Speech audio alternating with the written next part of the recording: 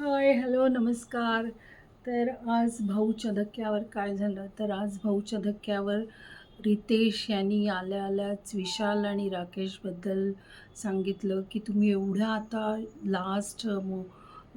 Last वीकमध्ये येऊन तुम्ही असं भांडण करता. एवढं तुम्ही किती स्ट्राँग आहात. विशालला सांगितलं, की "तू किती स्ट्राँग आहे आणि शेवटच्या क्षणी तू असं करतोस, तर कसं हे होईल आता महाराष्ट्राचं. तुला सगळी शिक्षा दिली, बिग बॉसने पनिशमेंट दिली, तर तुला त्याचा काही फायदा होत नाही. तू असूनसुद्धा नसल्यासारखा आहेस.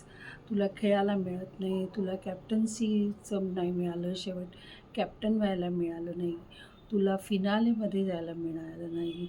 तर मग असं काय उपयोग ना? तर तुम्ही असं विचार नाही करत. राग आला आणि रागात काही पण करून जाता." असं विशालला खूप रितेश बोलला आणि राकेशलासुद्धा बोलले. पण विशाल अंगावर गेला राकेशच्या, म्हणून ते खूपच वाईट दिसलं आणि फर्स्ट विशालच गेला आणि मग ते सगळं झालं. पण विशालने जरी सॉरी बोललं तरी ती चूकच आहे, मोठी चूक आहे. उलट बिग बॉसनी काढून नाही टाकलं, पण ती मोठी चूक आहे. तर असं सगळं झालं. ज्यांचं कौतुक करायचं आहे त्यांचं कौतुक पण केलं. तन्वीचं कौतुक केलं, रेवाचं कौतुक केलं.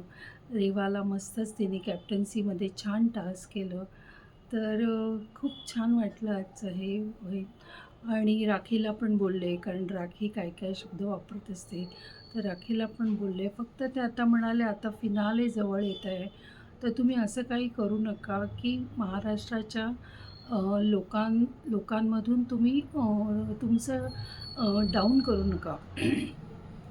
तर तुम्ही नीट खेळा आता आणि आता काय 2 आठवडेच आहेत, तर तुम्ही मस्त खेळा आणि सगळ्यांना दाखवून द्या, की तुम्ही किती छान खेळता आणि जे काही आधी तुमच्यामध्ये काय कमी होती, ते सगळं तुम्ही दूर करा आणि छान खेळा, असं शेवटी रितेश म्हणतो आणि सगळ्यांना ऑल द बेस्ट करून तो हे करतो. तर आजचं एकदम चांगला झाला एपिसोड. जिथे चूक होती तिथे चूक दाखवून दिली, सगळं करून दिलं. आता रितेश आहे म्हणून तो एवढा शांतपणे बोलतो. दुसरं असं तर कोण तर एकदमच त्यांनी हे केलं असतं. तर असं झालं सगळं. तर तुम्ही मला सबस्क्राईब करा, लाईक करा आणि बाय. Good night.